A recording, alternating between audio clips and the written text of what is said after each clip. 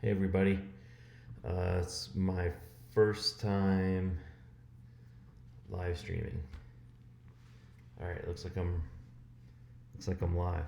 So, first time using YouTube Live, I just figured I could stream right into YouTube Live, and then it would record it, and I wouldn't have to use my phone to make a video and then upload it. In this video, I'm going to talk about the my experiences with the Yamaha uh, school and also the California Superbike school. So a friend of mine on Facebook, Octavian, was asking me, what my thoughts were on the two schools. He said that he had just signed up for the California Superbike school, which is Keith Coates' school, and he was also interested in the Yamaha Champions riding school, Nick Einach's school. I did take both schools. The When I took the California Superbike school, I took it at Barber, and it was the 2-day school on the BMW S1000. When I took the YCRS school, it was here in Colorado at High Plains Raceway, and it was a 1-day school.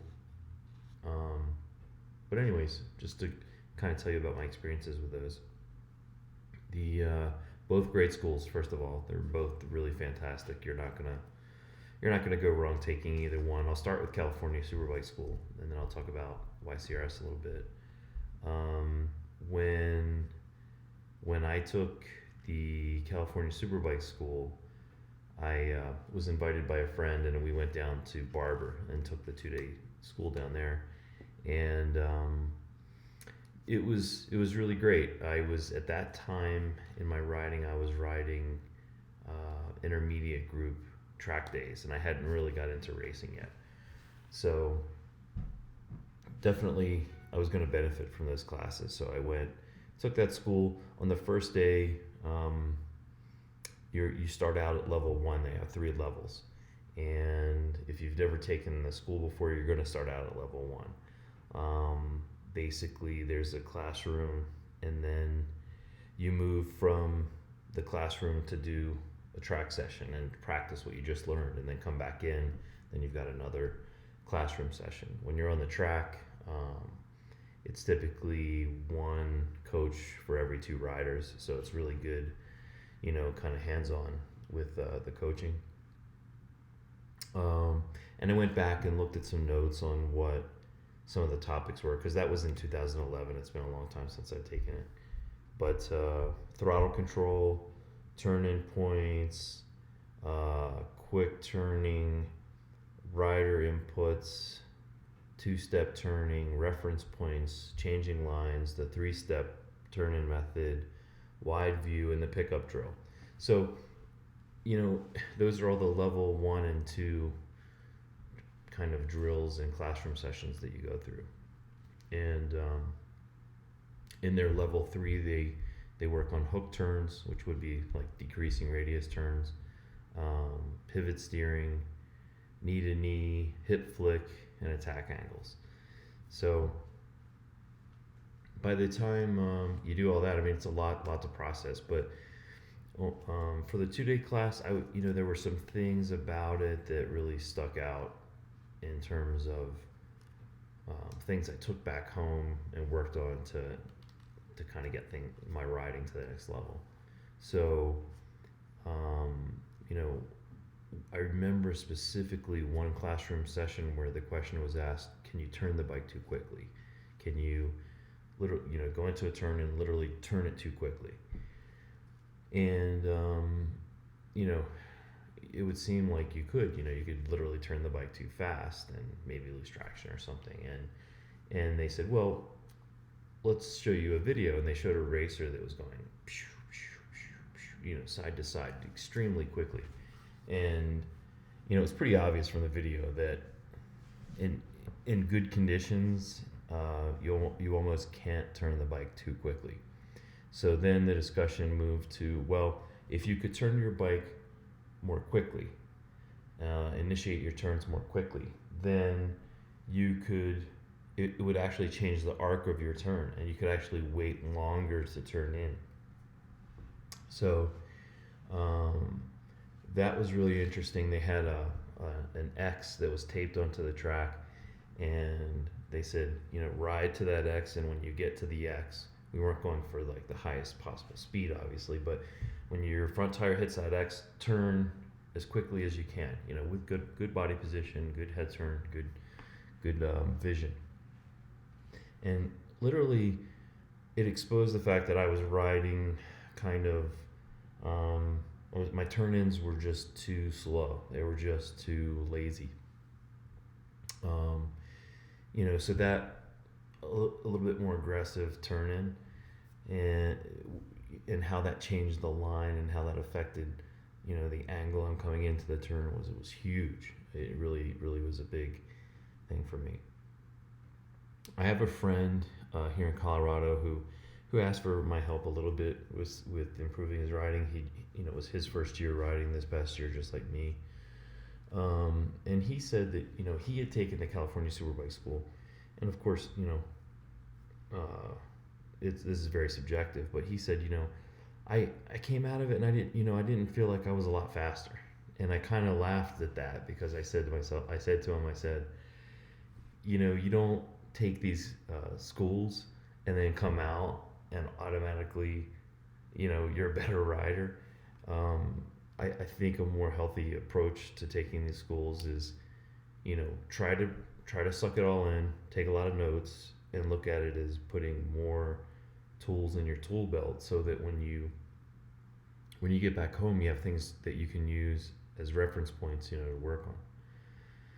So, anyhow, that I don't know that you can expect to just do a few drills and then come back and be more competitive in racing. It doesn't work like that. It just doesn't work like that.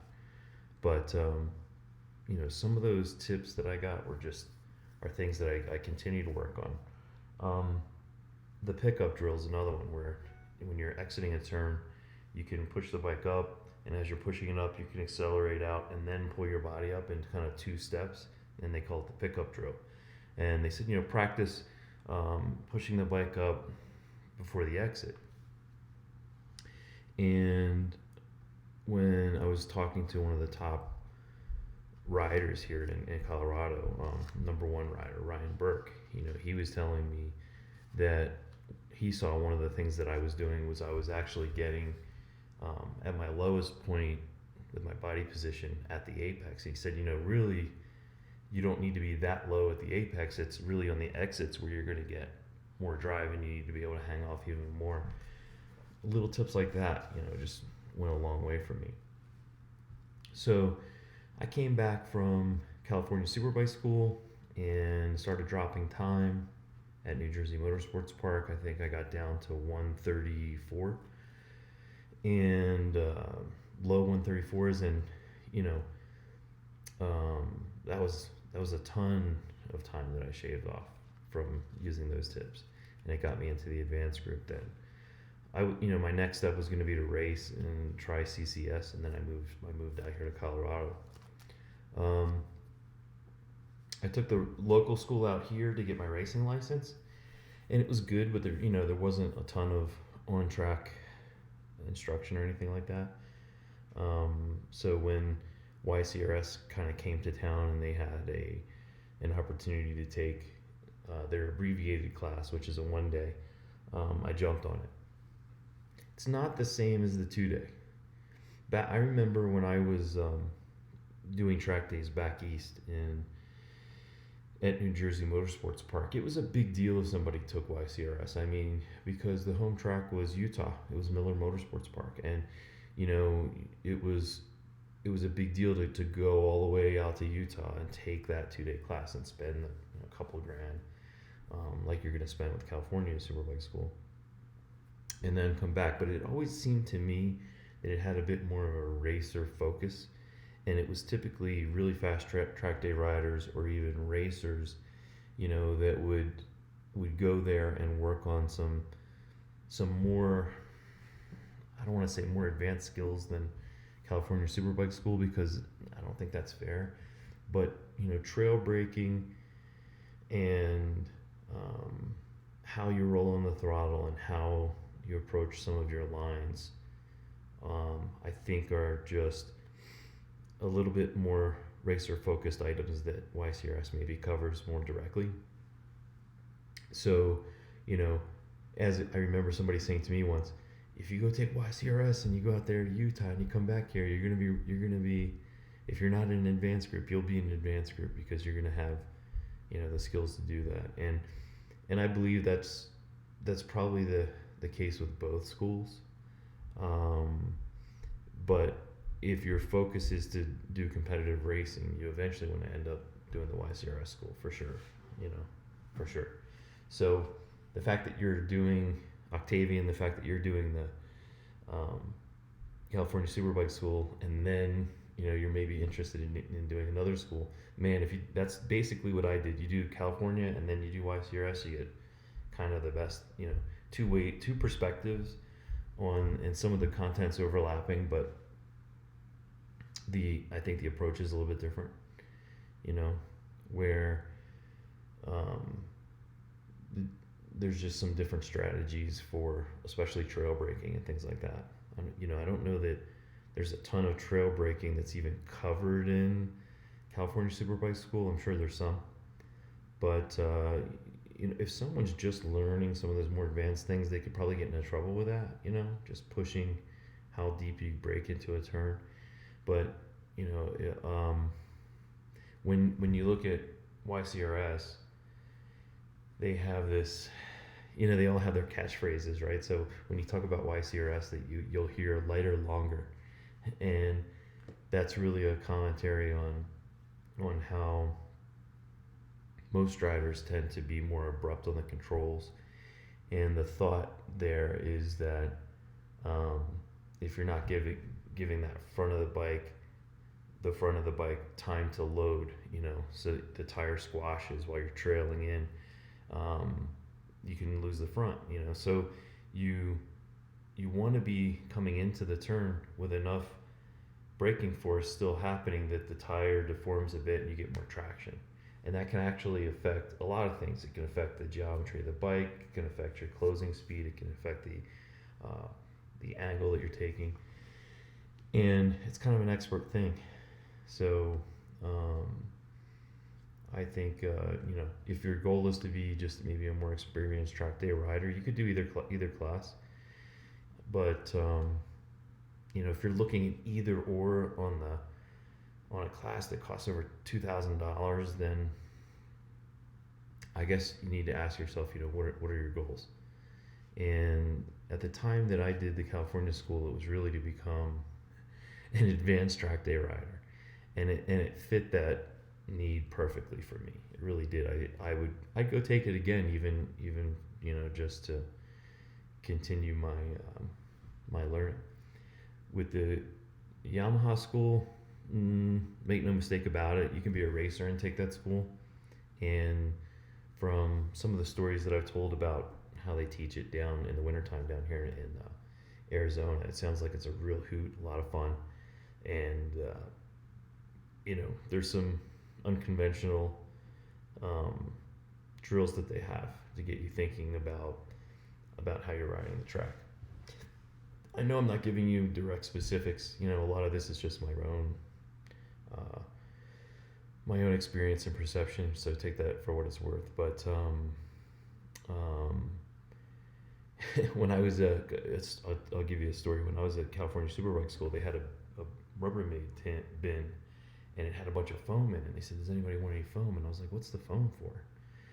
And it was this foam that you could put into the top of your helmet to kind of raise the viewport a little bit so you could see better, especially when you're dealing with elevation changes on the track. And I was like, that's interesting, I'm going to try it, because I was having a difficult time on a couple of the turns getting the wide vision that they were talking about.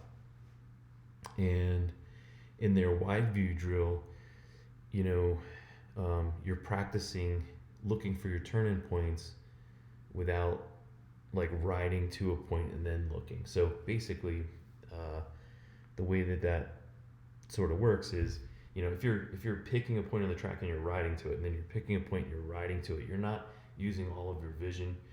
And they have a drill for that, but I was running into some issues just just being able to see out of my helmet to do some of the things they wanted to do.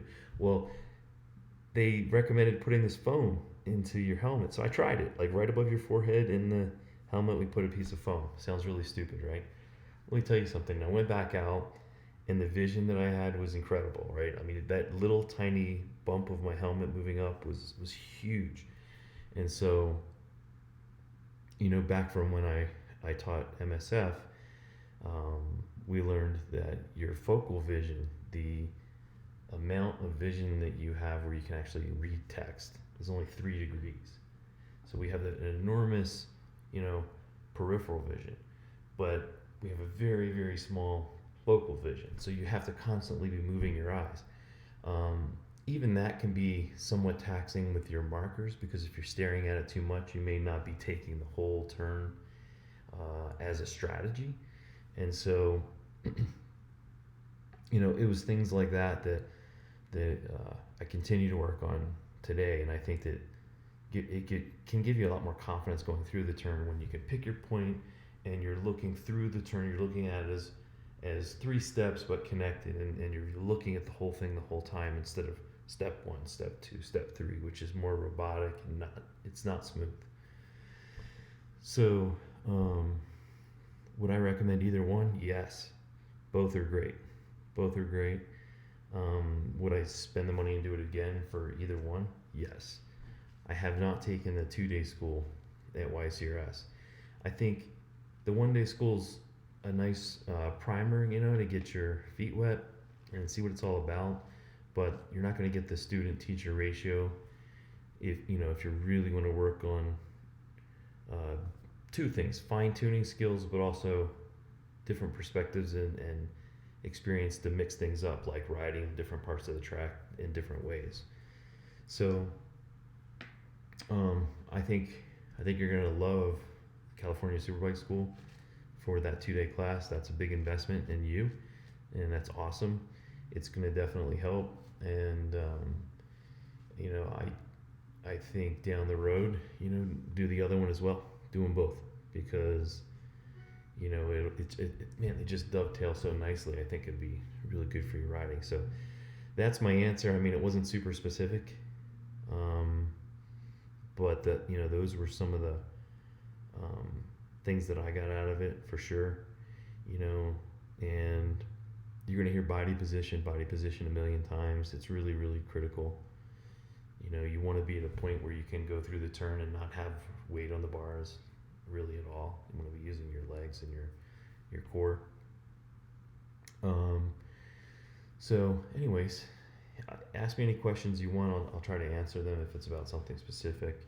I know this is kind of open-ended, but the question was open-ended. What are my thoughts on the 2 schools? You know, they're slightly different, but they're both great. So I hope that helps. See ya.